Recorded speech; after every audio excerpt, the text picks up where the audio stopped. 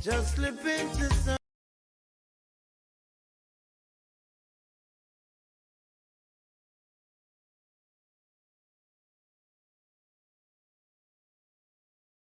Studio in Georgetown. Kaieteur Radio, 99.1 FM.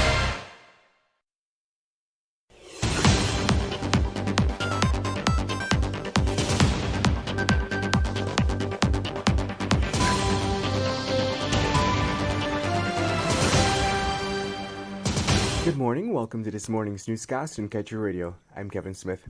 Norwegian consultancy group Rystad Energy has come in for harsh criticism from local stakeholders after it snobbishly noted that Guyana, prior to her significant oil discovery in 2015, was actually the second poorest country in the Western Hemisphere. Specifically, the company's senior vice president and head of Latin America and the Caribbean, Schreiner Parker, said the country ought to bear in mind where it came from and where it is going now. It was stated, among other things, that Guyana was poised to receive at a flat rate of $50 per barrel, $157 billion into 2044. Refusing to accept what was presented as gospel, stakeholders slammed the Rystad study for not being peer-reviewed, as well as the fact that it failed to take into consideration or even mention, in a cautionary note, what Guyana's revenue would look like in the face of environmental and other technical risks. Kaieteur News publisher Glenn Law asked Parker if he at any point took into consideration where Guyana sits with the 2016 PSA in the context of provisions that allow for the oil companies to pay no taxes. Law asked Parker if he analyzed the ramifications of Guyana having no ring-fencing provisions in place, or even the fact that the 2% royalty is recoverable. Parker said his company did take the taxes into consideration, while adding that this is something that is traditional in a frontier exploration area like Guyana. And the use of surface predictions instead of in-depth studies to determine Guyana's growth in oil dollars is a trend the AFC finds particularly worrying, especially as the nation continues to show signs of having the Dutch disease. The Dutch disease refers to the exponential growth in a sector, while the others are overlooked and therefore become uncompetitive. David Patterson, the opposition's shadow oil and gas minister, said during a press conference yesterday that Rystad Energy, for example, came to Guyana to present a report on the country's rich resources and the revenues to come, but it completely overlooked the dangers the nation is exposed to as it ramps up oil production.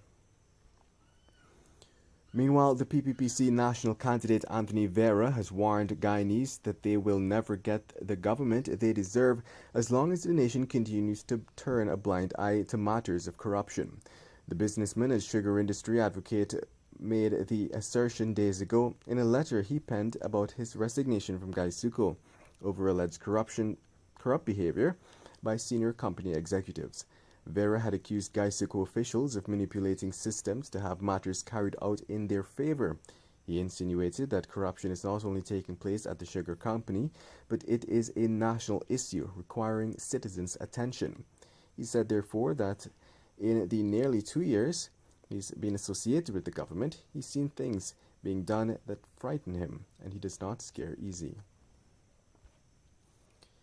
And I'll tell you, 2 of the ministries with the largest budgetary allocations this year have been flagged by the Integrity Commission for failing to make timely submissions. The Ministry of Public Works, with a budget of $76.7 billion, and the Ministry of Housing and Water, with an allocation of $12.4 billion, have failed to submit the list of names of all specified persons in public life, as required by the Integrity Commission Act. Meanwhile, President Ali on Thursday took the opportunity as keynote speaker at the opening ceremony of a meeting meant for promoting solar power as a viable form of renewable energy source to sell his coveted story are so long. And retrofitting works at the Lenora Hospital on the west coast of Demerara was done at approximately $202 million. This is according to the Minister of Health, Dr. Frank Anthony, who was at the time providing an update via his daily COVID-19 report yesterday. Dr. Anthony said the newly upgraded hospital will be recommissioned next week, Tuesday. And that brings us to the end of this morning's newscast. I'm Kevin Smith. Thank you for listening.